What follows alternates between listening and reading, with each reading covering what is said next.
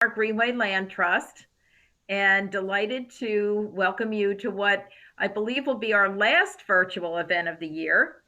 I see that Dr. Elizabeth Kloner is on the call with us. She was the star of our prior event, which was last Thursday, and we were celebrating 13 acres of land in East Amwell that she donated to DNR Greenway. So I'm delighted, Liz, you could join us again, and thank you for that. So last week we talked a little bit about history, and we went all the way back through the Depression. And one of the things that occurred during the Depression were victory gardens. And so this year, during a challenging time with the pandemic, it was wonderful to be able to create victory gardens at St. Michael's. And I am going to share my screen because we're going to show you some pictures, and I think you'll enjoy them. And as we do, we're going to talk to you about the creation of the Victory Gardens. But first, I'm going to start by talking to you a little bit about the St. Michael's Farm Preserve that DNR Greenway owns and manages. So here's a picture. Can everybody see the screen? Okay, great. Here's a picture of the St. Michael's Farm Preserve that was taken. It's in the fall, so that was very appropriate, but it came from a photo that was taken during the time that we were preserving the land. And appropriately, it was just 10 years ago that DNR Greenway permanently preserved St. Michael's. And this was a property that was really a community treasure. Because everybody in the community had memories of this property. They drove by this property, they knew it well, but it had a special overlay zoning, and it could have been 1,050 houses and about 30,000 square feet of commercial real estate. So a shopping center and over 1,000 houses would have been built on this property if it hadn't been permanently preserved. And so DNR Greenway led the charge on negotiating for preservation, put together a committee, was helped by many people, raised $11 million to purchase the property and permanently preserve it. And 8 million of that came from public funds, so state, county, and local funds. And 3 million of that came from private donations. Which was wonderful. And some of the people on this call helped with the raising of that money. There was a committee that worked on that, and there was everything from square dances to a concert by Kate Taylor, sister of James Taylor, in Hopewell, to all kinds of auctions and dinners. And it was a very exciting time. It took 6 long years from the time that we first started negotiating with the Diocese of Trenton, who owned the property prior to us, to purchase it. It took 6 years from that point until we got to closing in 2010. So in reality, we started working on this back in 2004. And in 2007 is when we met the big milestone to raise all the money to purchase the property. It took 3 more years to go through the cleanup work, all the technical site work that needed to be done to bring it to closing. So it was a very exciting day in January of 2010 when we permanently preserved the property. And as we have over the years talked about the preservation, one of the things that we like to share is that since this property was the site of a former orphanage that stood there for 100 years from the late 1800s until 1973, we really think of this as having preserved it in honor of the children that once lived there. And you can see on top of the barn is a beautiful weather vane that was custom designed to honor the children of St. Michael's. So 2020 is the 10th anniversary of that preservation. And what a perfect time to be able to start something extra special with the Victory Gardens. Over the past 10 years, we have done many things with the property, from building a new barn to replacing the old bridge over the stream, to creating overlooks and benches, and creating trails throughout the property. This year, we planted a wildflower meadow, which we're calling Marshawn Meadow after Phyllis Marchand. And that will be something fun for everybody to see over the next 2 years, because it's been seeded this fall. Next year, you'll start to see wildflowers come up in the footprint of where the orphanage once stood.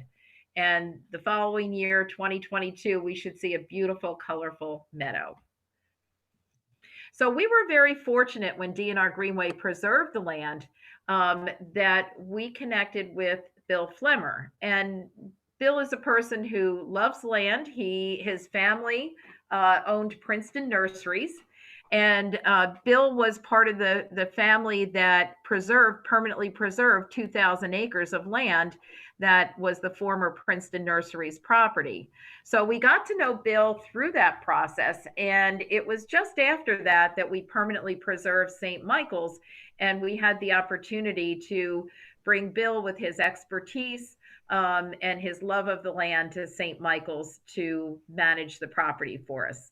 So since the beginning, Bill has been the farm manager at St. Michael's Farm Preserve.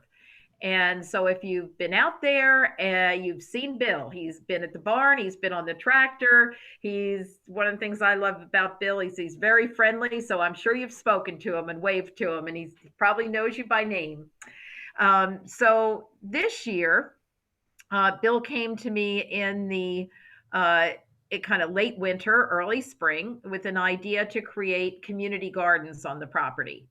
And we had an area that was about 8 acres, completely fenced in, that had been an area where DNR Greenway had grown native seed in the past. And so we had this place where there was a deer fence, essentially, that would keep deer out of that 8 acres of land. And it was an area that had been cultivated in the past. So it was the perfect spot for a community garden to be placed. And Bill, along with Bob and Stephanie Harris, who have been advisors all along to this project, actually going back to the beginning when we preserved the land, helping with the environmental work and the fundraising, all the way to today, helping with the community gardens. So Bill and Bob and Stephanie had spoken about creating a community garden. We had tried to do this when we first preserved the property, but at that time it didn't seem like there was a lot of interest. But I think things converged together this year with the pandemic, with people being at home, looking for ways to have community in safe ways. And people wanted local, healthy foods. They had perhaps the time, they had the interest, and there was also an interest in creating food security so that people would be able to, whether it was grow their own food or help others in some way that had concerns about being able to feed themselves during the pandemic. So the vision included creating what I think was absolutely brilliant, Bill, which were these socially distanced plots so that they were 10 feet apart. So our gardeners were completely safe during this time period of gardening. And at the same time, creating some charity plots that help to feed people in Hopewell. And we're going to talk about those after we learn about and look at the garden as it grew. Delighted that Liz Maziars is with us today from Aunt Chubbies Luncheonette. And Liz is the director of development there. She is working to raise the funds and help build the charitable portion of that organization, which is kind of coming out of a restaurant and into community work. So at this time, I'm going to ask Bill to tell us a little bit about what's going on as he looks at these slides, and talk a little bit about his vision and how he created these gardens and what he saw as they grew over the summer. So Bill, what are we looking at on the screen right now? Well, thank you, Linda.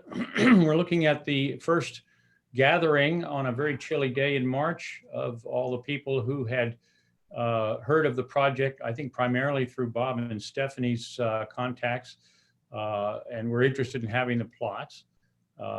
And we met out there and basically met each other and talked through it. I will say that the birth of the whole idea had multiple parents. I'm not by any means the only one. Bob and Stephanie had been touting the possibility of community garden for years. And as I recall, this particular iteration sort of germinated, you might say, in the conversation with Bob and Stephanie and Leslie Potter, who was recently departed the employment of Greenway as development director and is still a dear friend. And we were standing around next to the shop down by the barn, and I don't know, the idea came up. My wife claims it was her idea, but she wasn't there. So anyway, many people thought of it, I think, at the same time, and it all made perfect sense. The enclosure, the 8-acre deer fenced enclosure, was left over from this wildflower seed project that we had done back in 2011, 12, 13, and into 14 with New York City Parks, where we had been growing products of their, grasses and wildflowers from little plants received from them. You can still see in the background of that shot a very healthy stand of switchgrass, which is the only thing that has survived intact from that era and seems impossible to kill. But we have this beautiful 8-acre fenced enclosure, and it had basically lain fallow since that project wound down. We had talked at one point about getting another farmer tenant in there, but he never ended up doing anything. Charlie Hubner ran some cows in there a couple years ago, briefly, but it basically was a resource that was just begging to be used for something like this. When we did when we did the project with the city of New York, we didn't have water on the site, but subsequent to that, we got a very good well dug down by the barn. And so when we were ready to do community garden, we were able to provide water to the site with a long pipe from the barn, which made that possible. So I don't know, you could, again, here I am on the tractor, I believe, tilling up the spots. One of the things we had left over from the seed project was a very nice 5-foot rototiller, which you see on the back of the tractor. And that was just the thing to till up those plots. We measured it all out. Bob and Stephanie came out and we put out stakes, measured out all the plots, 15-foot square with 10-foot aisles in between. And then I, followed those marks to till it all up.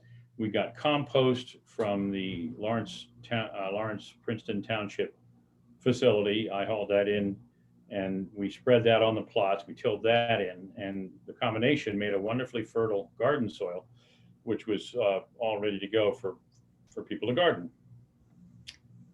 And there's somebody, me, I guess, raking compost into a plot. And that's how it looked at the outset. The nice rectangular plots lined up, surrounded by the existing vegetation, much of which is very good clover. So the fertility is wonderful up there, just right off the bat. So Bill, I love this particular photo because it shows the creativity of thinking about how we do something safely during a pandemic. Mhm. I think what several of the gardeners have said to me is that they have participated in the past with other community gardens where the plots were right up against each other.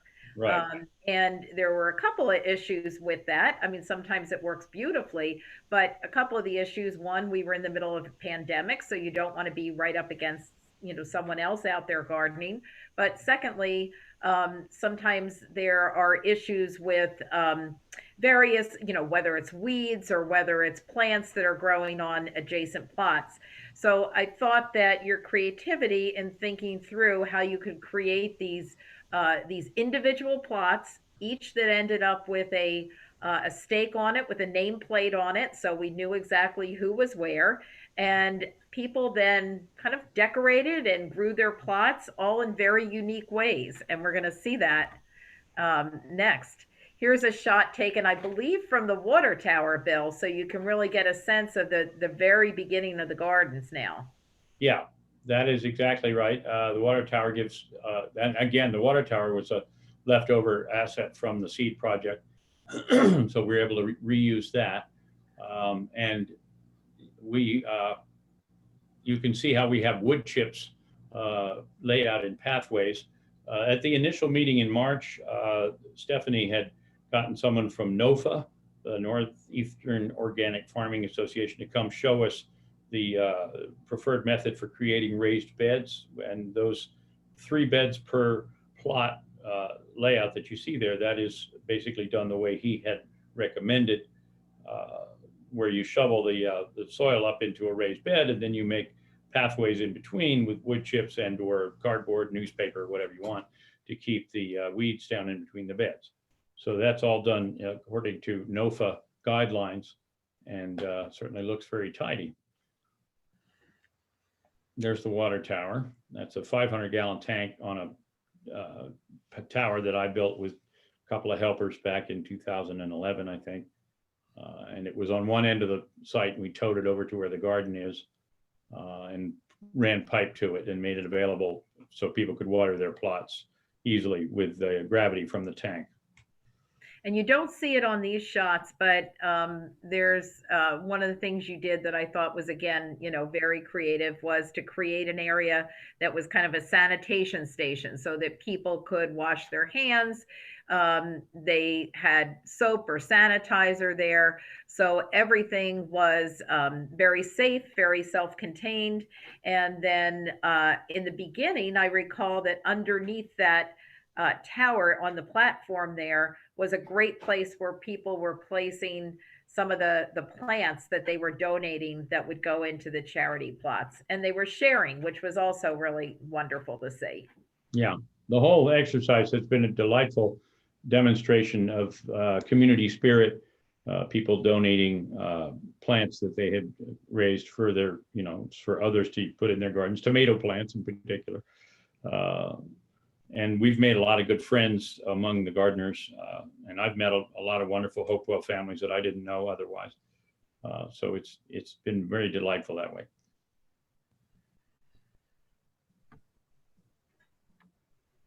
So this is one of those great structures. I'm not sure whose plot is this that has this beautiful structure on it. That's Joan Marr and Lori Saporito.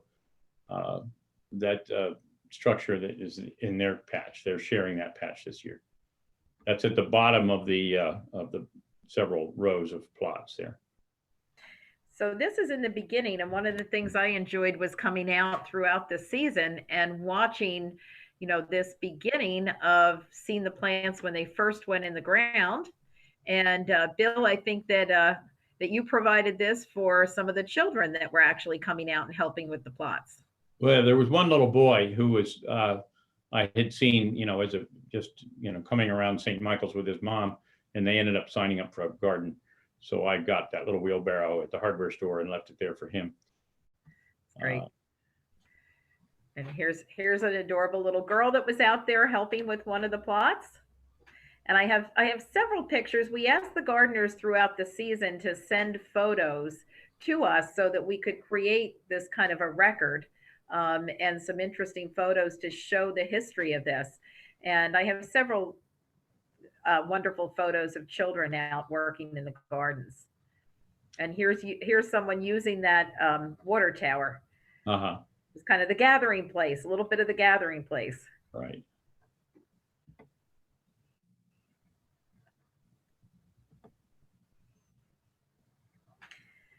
So, I just bring to everybody's attention that corn right now, because you're going to see it later on.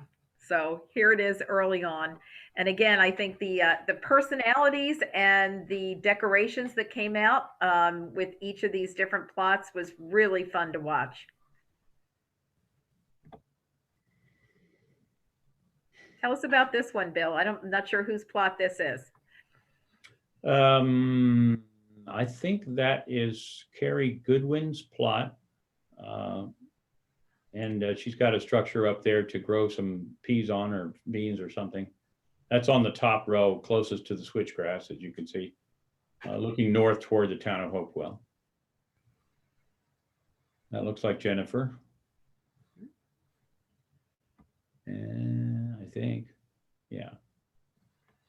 So again, this is in the beginning. So we were starting to see some flowers, some early flowers. We were starting to see some early vegetables come up. And one of the things that I noticed, Bill, and maybe you could talk a little bit about, is there was kind of a mix of things that people planted.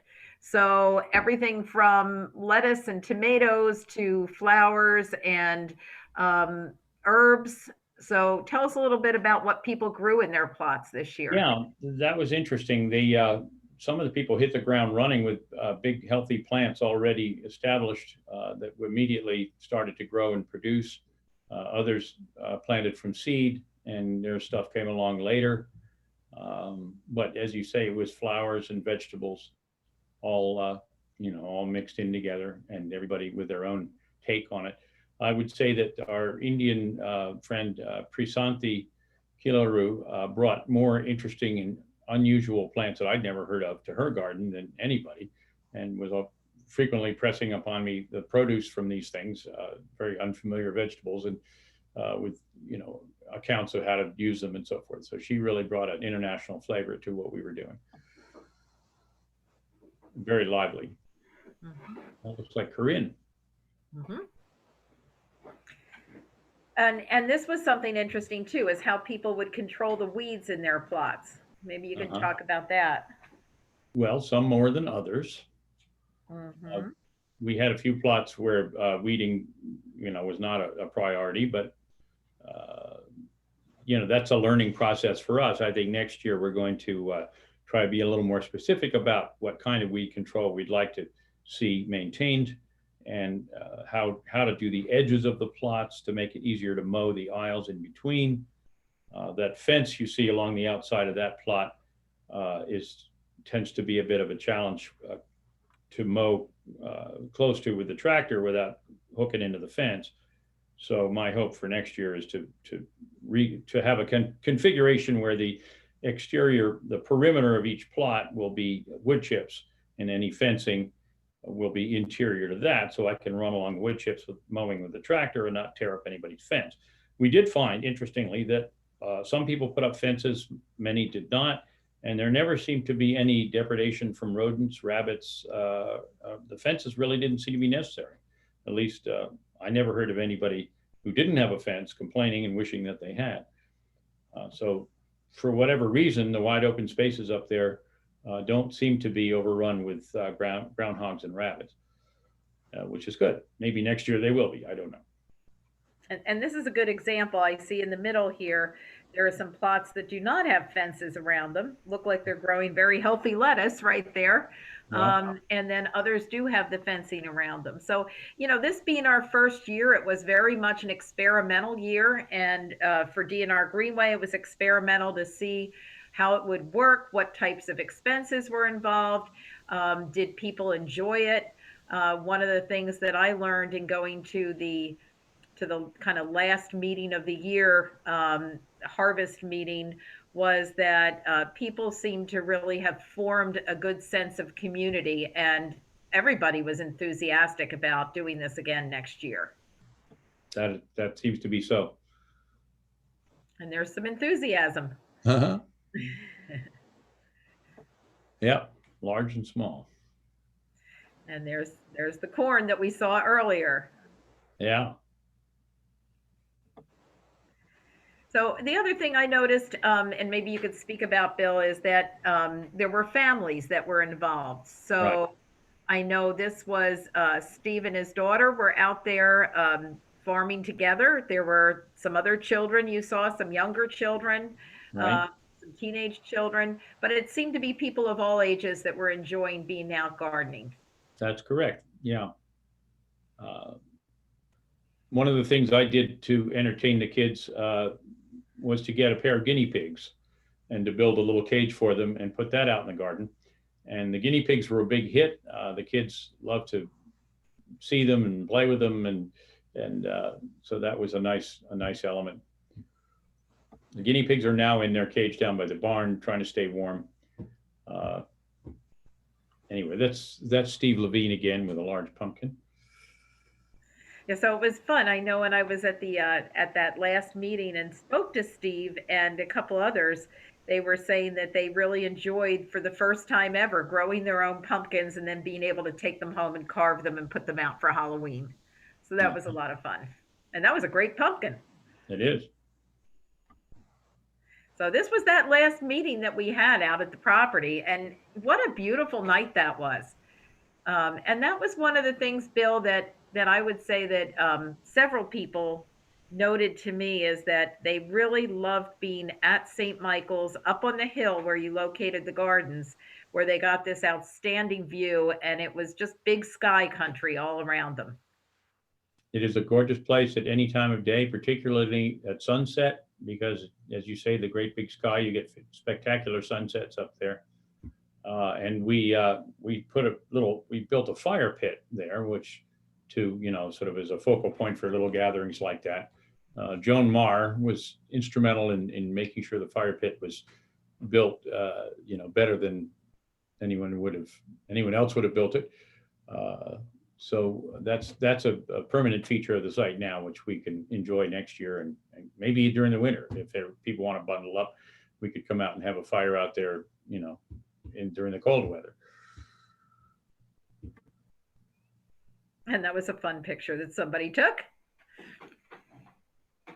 But I wonder if I see Bob and Stephanie with their masks on in that picture, and I know they're right here. I can see them actually on my screen. I wonder if Bob and Stephanie want to unmute for a moment and say a word about, how you saw this vision come into being this year. And I know you gave a lot of advice, and we have, we had certain rules. These are all organically grown, no pesticides, no chemicals. So I wonder if you could say a word or two about how you saw your vision come to life over the year. I would only add before they say that Bob and Stephanie made a very generous cash contribution at the beginning of the season, which helped pay for compost and other materials to get the project up and running. And we're very grateful for that. Bob and Stephanie, take it away. Yeah, let me start, Bill, and of course to thank you and Linda for taking a chance on we Hopewellians and our aspirations for a community garden. I think it really met our expectations more than we expected, probably. I would say that it didn't take a lot of twisting of arms. Linda mentioned that there seemed to be a little interest in a community garden 10 years ago. But I think I just put out a notice on our neighborhood email and got a lot of response. And then some of the gardeners put a notice on their Facebook page. And I know Bill and I talked about what the ideal number would be, because we were just starting out. We didn't want to have too many. And as I remember, Bill, we thought maybe a dozen. And before we knew it, there were well over 20. Right. So it was just wonderful to see that response. And I think having the charity gardens to me was a real bonus. And I see Liz here. She's been very instrumental in helping with the charity lunches that Chubbies does, and having the garden supply those was just very moving for me to see. And I'm so thankful that the gardeners wanted to do that and pitched in and help with it. Maybe Steffi could add something about all of the advice that you gave and some of the questions that you tried to answer. Yeah.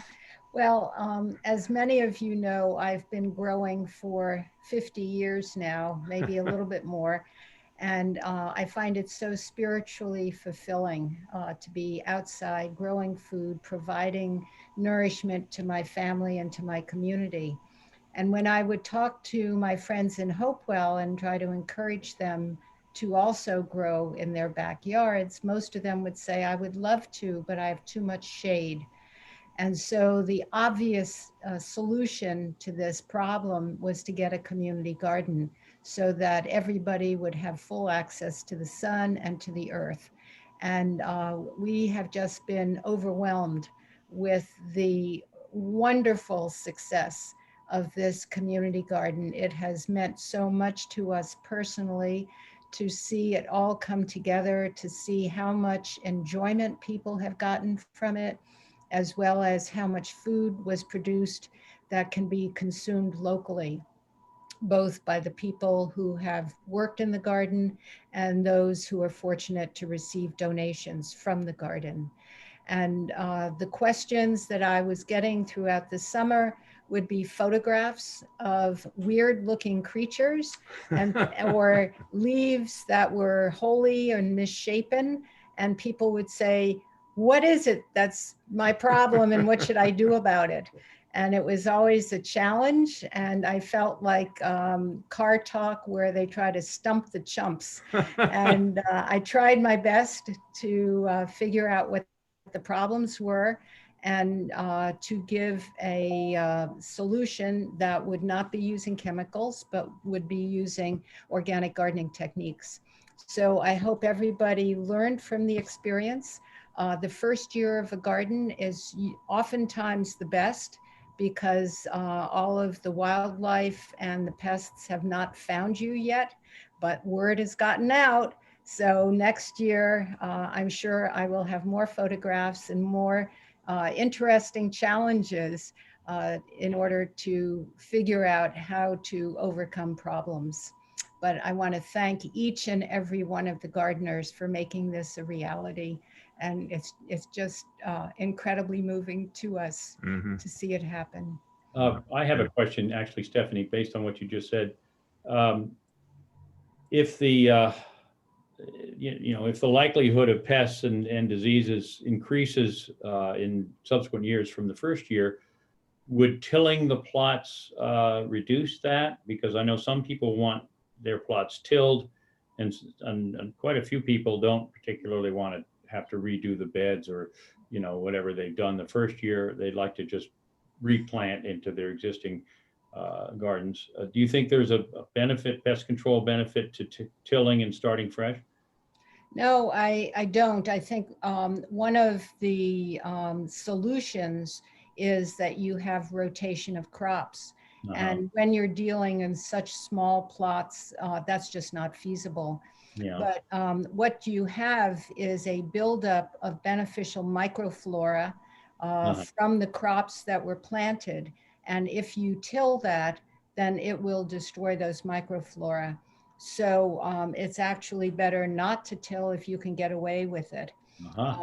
If you make sure that the soil is loose and friable, that it's not compacted, that you've never walked on the growing bed, then using a broad fork, for instance, might be the only thing you need, or just a hoe to hoe it up a little bit before you plant. Just hoe it and rake it.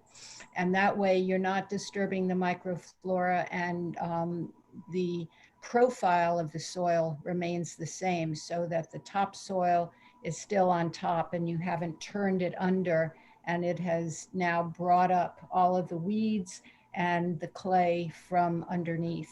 So if you can get away with it, not tilling, if you have to till because you have a lot of green matter on the soil, then I would say a very shallow till is what you would want rather than a deep till. Okay, great. That's good to know. Thank you. Well, thank you, Stephanie and Bob, for all your vision that you've put into St. Michael's right from the beginning. I always say at DNR Greenway, the first step is preservation. It's a very big step. Without it, we can't do anything else. But then the stewardship goes on, and we steward this property in many ways. What's most exciting to me about St. Michael's is it's a property that has really built community. And the community is very involved in this particular property. So thank you for all you do to promote that and to support it. And also, Bill, you're just outstanding out there, and you're outstanding in your field. So thank you, Bill, for everything you've done to manage these gardens. Well, it's been a joy. I want to talk a little bit about, and Bill's going to continue to join us for this, but I want to talk a little bit about the charity plots that we have, because they were such an exciting part of the vision. And I know that 7 of the original plots, and I think I go back and forth, was it 32 or 36, Bill? How many total plots? The original tillage was 36. It was 4 rows of 9 plots, so that's 36. And I guess we didn't have subscribers for all of them. And so the ones that weren't subscribed for families ended up available for charity. And so they were sort of scattered all over the garden, here and there. And Corinne took charge of the whole thing and coordinated the volunteers and figured out what to grow and who, how to grow it and who was going to pick it and who was going to deliver it, and just made it all happen. I had nothing to do with that other than cheering them on. But that was the reason we originally dedicated the first plot in the first row, plot A1, was going to be a charity plot. But then as it devolved that we had more plots available, then we made more charity plots to the point where we needed Corinne's energy and expertise to organize it and make it work. Next year, we're talking about doing a single charity field, really bigger than any of the plots, on the other side of that patch of switchgrass, so that we can do things on a little more efficient, larger scale. And then that'll free up what were charity plots this year to become family plots in the year ahead. So we'll be expanding from 36 to somewhere in the neighborhood of 40, somewhere between 42 and 48 total plots for families. And we'll have a larger charity area than we had this year. And here are all the people that helped us as charity plot gardeners. So I hope we've captured them all. If we haven't, I apologize. I wanted to make sure that we personally thank everyone. I think that this has been such an important part of what we've done this year. And you all have made it happen, as Bill said. It's been your work that's done it. And this is Corinne Egner. And Corinne really came forward, as Bill said, right in the beginning, to help organize, coordinate, figure out what to plant, how to deliver it, how to make all that happen. And I wonder, Corinne, if you might say a word here about what you were able to put together and kind of lead with all the other gardeners helping. Sure. Thanks, Linda. Thanks, Bill. I was given an opportunity and jumped at it. I just seemed like a wonderful opportunity for me to be involved in a project that I thought was useful and would build community, and everybody stepped forward as well and really helped out so much. In the summertime when we were harvesting, I think we were meeting there at 7 o'clock or 7:30 in the morning to try and beat the heat. And people stepped up and it was wonderful. And everybody has been so great. And I thank everyone for this opportunity to do this. And here's some things that you grew. Tell us about some of the produce that you were able to deliver to Aunt Chubbies this year. I think this looks like sweet potatoes. Yes, thanks to Stephanie. And I still am not real sure where she got these slips and things. I had never had any experience growing or seeing anybody else grow sweet potatoes. And we also grew white potatoes. But we succeeded and she helped us get it done. It was wonderful. It was very cool. And I saw a lot of squash out there. Yep. We had a whole plot devoted simply to squash. That's butternut squash. Mm-hmm. And next year we hope to be able to weigh them or count them or something to quantify what we did. But we did get a lot of produce for Chubbies. And on the left, I believe those were regular potatoes, white potatoes. Mm. And lots of tomatoes. Yeah, we're going to plant fewer cherry tomatoes next year. They look great. I love that photo.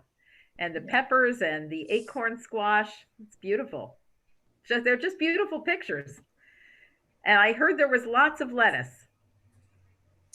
There was. It was all focused during one part of the season, more or less. And so that's another area where we can perhaps improve to get it more spread out. Mm-hmm. And, you know, this is as we came toward the end of the season, it was just so beautiful out there, and just little things that, you know, made it a pleasant place to be, having these beautiful cosmos there, having some of the garden structures, the birdhouse. I don't believe it's in this slideshow, but I have a photo that someone sent us of a monarch butterfly on some milkweed. So it was just a beautiful area. And this is the last slide I believe I have. But you know, again, as we finished up this year, and this was toward the end of the year, people were being very careful. They were being respectful of each other, wearing masks, staying distanced, but still having a good time. And it's one of the things that, you know, I have most enjoyed is hearing various people tell me what the gardens meant to them personally. So I'd like to talk with Liz, and I'm going to stop this share so we can see everybody on the screen. And I'd like to introduce Liz Maziars, who, as I said, is the Director of Development for Aunt Chubbies Luncheonette, and she'll tell us a little bit about how a restaurant became had its mission to help people in the community. And as Corinne said, at one point in time in the middle of the summer, I believe there were at least 3 times a week, there were boxes of vegetables that were coming to you at Aunt Chubby's, thanks to our gardeners. So we'd love to hear how you use those, and what your mission and vision is. Thanks, Linda, and thanks so much for having me, everyone. I'm going to talk a little bit about the history of Chubbies very briefly, because it all feeds in, no pun intended. So Chubbies has been in Hopewell in one iteration or another for decades. There was a general store here, and in fact, we have one of the first payphones, and we still have the phone booth, and it keeps ringing tonight for some reason. And then there was a luncheonette run by Carol Montello, whose nickname was Chubby, and she ran it with her partner Rose for many years. And she was good friends with the mother of the current owners, and that's why they called her Aunt Chub. And so she ran it up until almost her death. And when she passed away, she left the building to the sisters. And so Lynn Ferrugia and Michelle Hamilton are the current owners. And when they decided that they wanted to reopen, they wanted to reopen not just as a restaurant, but as a community gathering place, a place where people could be comfortable and gather, and a place where everyone felt welcome, and a place that would raise money to give back to the community. So bring the community together and bring it and raise money. So Aunt Chubby's was incorporated in 2018 as a New Jersey nonprofit corporation. So from the inception, all profits from the restaurant have been given back in some way. So before the pandemic, what we did was we gave money and gift cards via the Council of Churches, and they gave it out to folks in the community who needed food. And so they could come in here and they could eat anytime.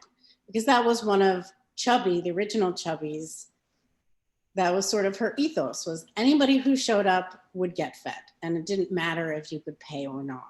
And so Lynn in particular really took that to heart. And so we were already giving back as much as we could, and we were sort of making plans for all kinds of other things, fundraising dinners and scholarship funds and things like that. And then the pandemic hit.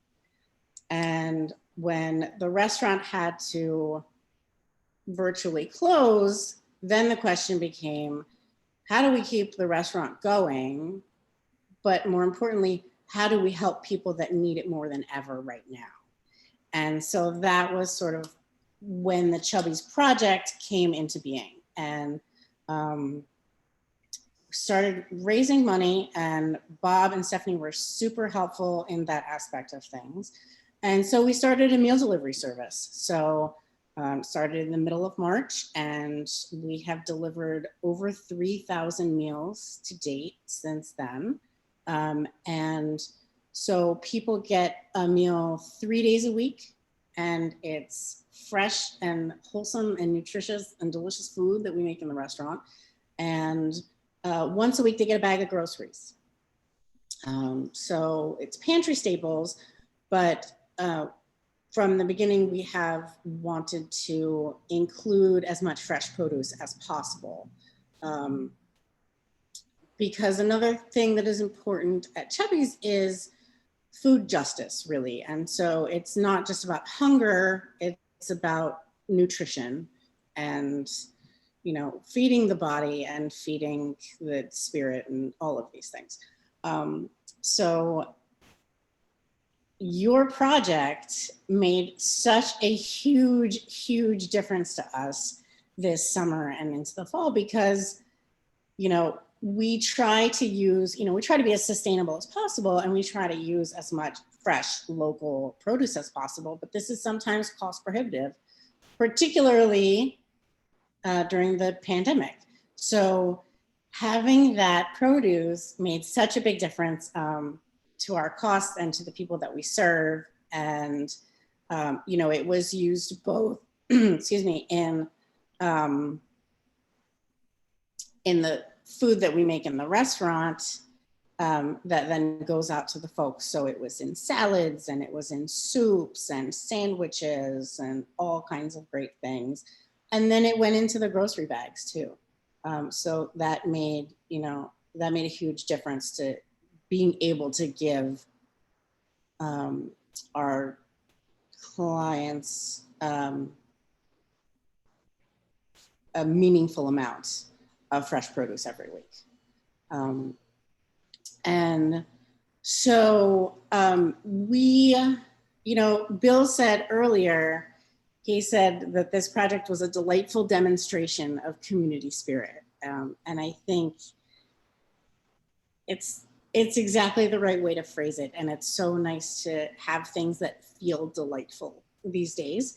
And another big part of our mission here is to build community. And this project has brought so many people together and so many organizations together, right? So we had the produce from the Victory Gardens, you know, grown in the same place where Lynn and Michelle used to run around and play when they were kids growing up in Hopewell. And we have all kinds of people from the community who volunteer to box up the meals and to deliver the meals.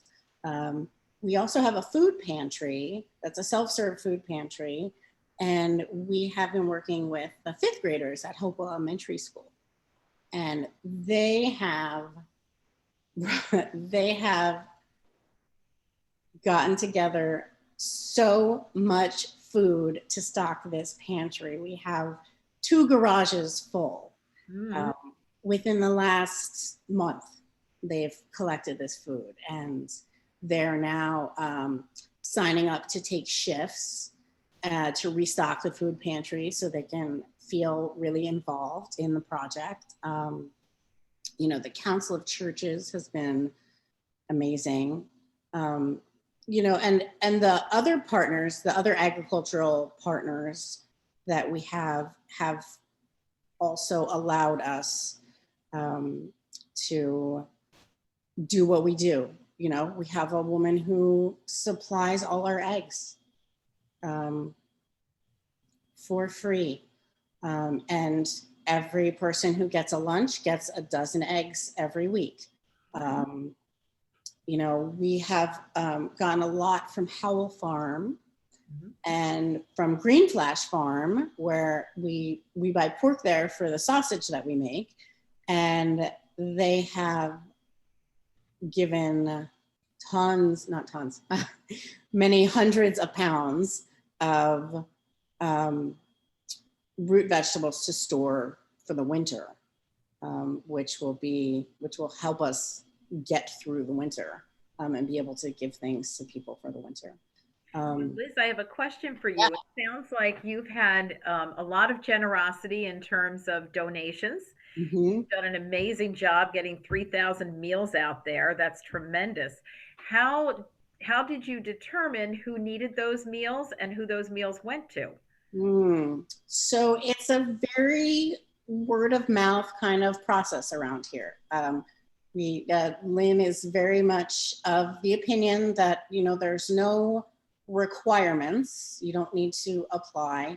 But some people were people that we knew that were coming in already and using the vouchers that we had given out to the churches. So those were sort of our first points of contact.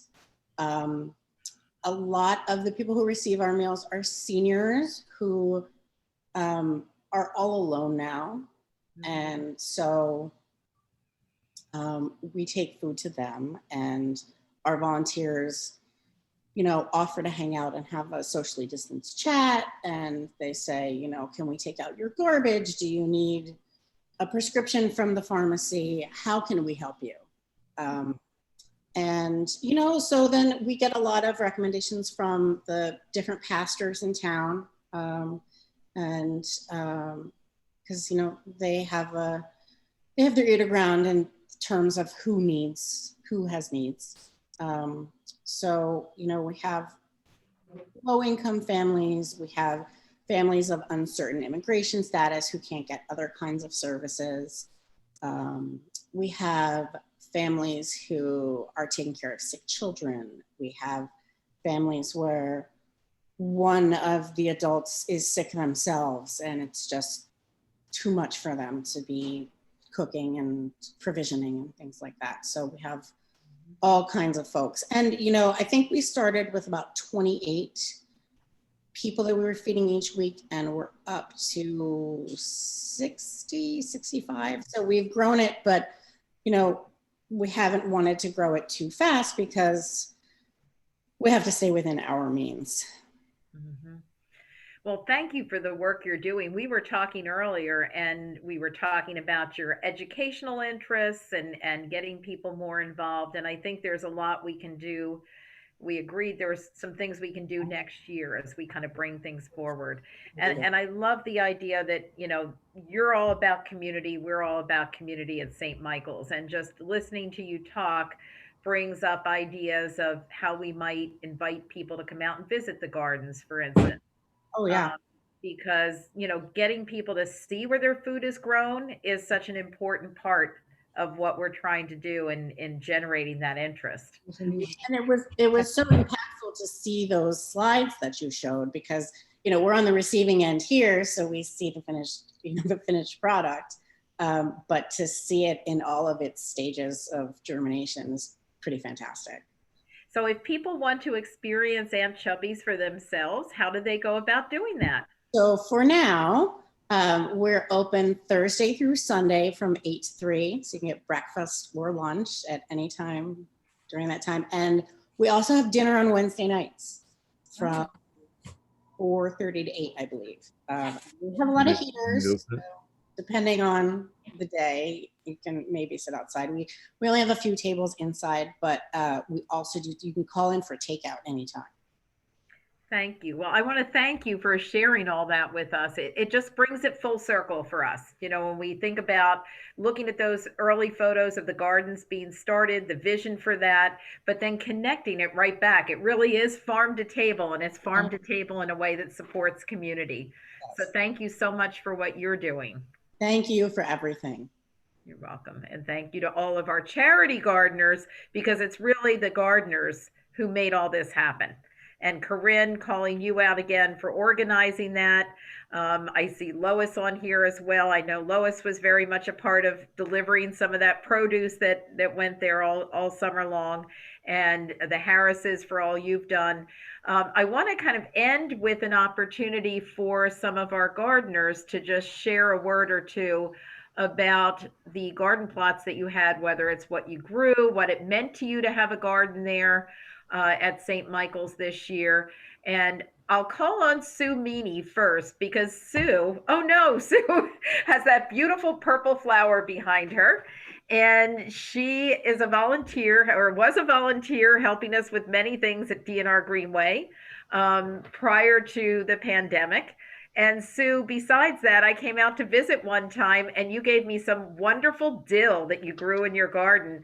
And I loved it. I had it in salads, I had it with potatoes. It was wonderful.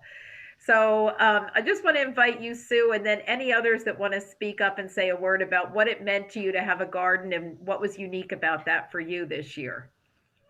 Well, for me, I think it meant sanity because, you know, physically and, you know, in so many ways, it was, you know, just having all the people around to learn from. You know, it was just a great experience. And I'm really grateful to Bill and Corinne, because all you had to do was make a comment to Bill. Like I said, gee, Bill, we could use some shade out there. And all of a sudden there was a, a wonderful tent with seating under it. So I have to really give him a lot of credit. And Corinne, who coordinated all of us. So I think for me, it was a lifesaver because, you know, because of the times, the pandemic, I mean, you know, there was not much to do. And I really enjoyed working in all the plots and the charity work. And I just have a short question, if I may, for Liz. Was there feedback from the people who got the fresh produce? Did they enjoy it? Were they happy to see fresh produce in their bed? They were thrilled. Good. I'm glad to hear that because Did we exceed their appetite for Swiss chard? I've seen some of the notes from some of the individuals who received produce and the lunches, and they're really heartwarming. Swiss chard and all. And thank you, Sue, for sharing that. I think your comment about sanity was just wonderful. That's what we all needed this summer for sure. Yes, thank you. Well, thank you for asking, and I'm glad you like my flower. Lois, can you tell us a little about your experience? I've seen you out there walking at St. Michael's a few times as well. Sure. Can you hear me? Yes. Okay, so I'm here with my 91-year-old father. Yay. Hey. Congratulations. We've heard about him a lot. Yeah, he gave me a lot of gardening advice and a lot of seeds. And so everything that grew in my garden this year was due a lot to him and his many, many years of gardening expertise. He's not an organic gardener, but he's a gardener. So it was a big help. Wonderful. And I think he wants to say something, Dad. What do you want to say? I was born in a farmhouse 91 years ago. You know, the mothers didn't go to the hospital. The doctor came and did whatever he did. And so I'm an old-time farmer, yes. Well, we like having an old-time farmer being part of this. Thank you so much for being part of it. Hey, one thing I want to say, you people have these nice straight rows. You know, you can get more plants in a crooked row. So Oh, Dad. More plants in a crooked row. All right. Joke. Advice for next year. Thank you. Are there any other gardeners here that want to say a word? I can't see your faces, so I don't know if you'd like to say a word about your plot. I know there's some gardeners here. I do. This is Cynthia.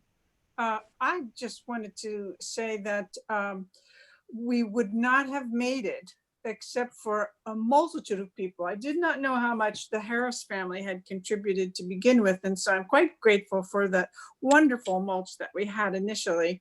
But Bill just set a tone for all of us. He was just so pleasant. He did things for us. We didn't even know he did it until all of a sudden we had things. And Corinne just quietly moved us along and, you know, just had us moving. And then we also had Lois's dad. We were stumped. If we couldn't reach Stephanie, we asked Lois to ask her dad. So it was great. That's great. Thank Thank you. you. Joan? I have to agree. Everything everybody said. Bill was fabulous. Corinne kind of gave us some direction and guided us where she wanted our help. Lois's dad, the best peas ever. You know, he gave us all kinds of tips from afar, even though he didn't know he was doing it. But it did keep us sane for this crazy 2020 summer. And I'm anxious to come back again and continue these friendships and help grow some crops for the community and people that are food insecure. So thank you very much for the experience. It's been great. Wonderful. And thank you for your wonderful photos. Thanks to all of the gardeners that sent photos to us. And there's many, many more. So we'll continue to share those on our website. If anybody is interested, go to DNR Greenway's website, which is drgreenway.org. It's a great place. We have a wonderful display there about the gardens themselves. One of the things we tried to do this year is we tried to start putting up recipes each week from different vegetables that were in season. We hope to do more of that, maybe do that in conjunction with you, Liz, next year, share some of the recipes. And the other thing you'll see when you go to DNR Greenway's website is the photos from the Halloween parade that we held there just a couple weekends ago, and it was spectacular. We had 170 cars drive through the St. Michael's Farm Preserve over a course of 4 hours, and they had a wonderful time seeing floats from different organizations.